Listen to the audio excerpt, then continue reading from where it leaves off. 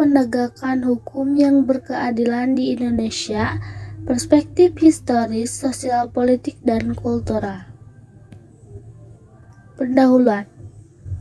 Penegakan hukum yang berkeadilan merupakan salah satu tujuan negara yang tercantum dalam Undang-Undang Dasar Negara Republik Indonesia tahun 1945.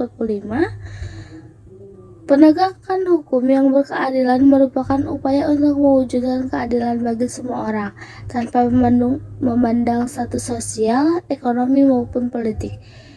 Dimensi konstitusional berkaitan dengan ketentuan-ketentuan hukum yang mengatur penegakan hukum.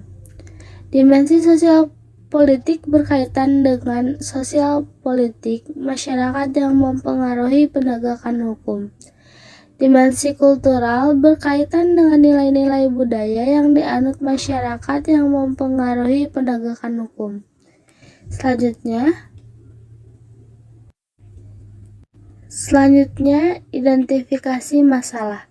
Permasalahan penegakan hukum yang berkeadilan di Indonesia berdasarkan dinamika historis, konstitusional, sosial, politik, kultural, serta konteks kontemporer penegakan hukum yang berkeadilan.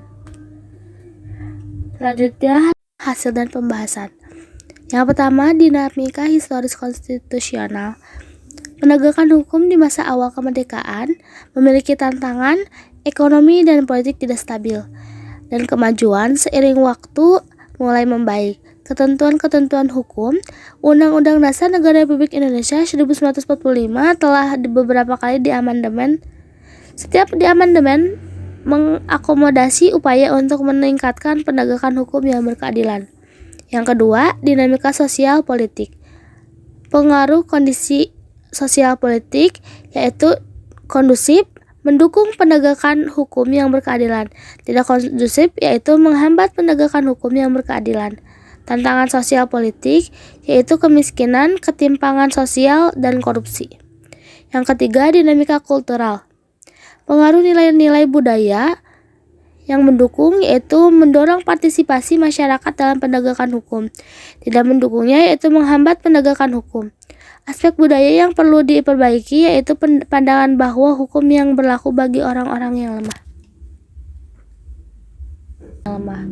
Selanjutnya, kesimpulan. Penegakan hukum yang berkeadilan di Indonesia masih menghadapi berbagai tantangan baik dari aspek historis, konstitusional, sosial, politik, maupun kultural. Untuk mengatasi tantangan-tantangan tersebut, diperlukan upaya dari berbagai pihak, baik pemerintah, masyarakat, maupun akademisi. Selanjutnya, terima kasih.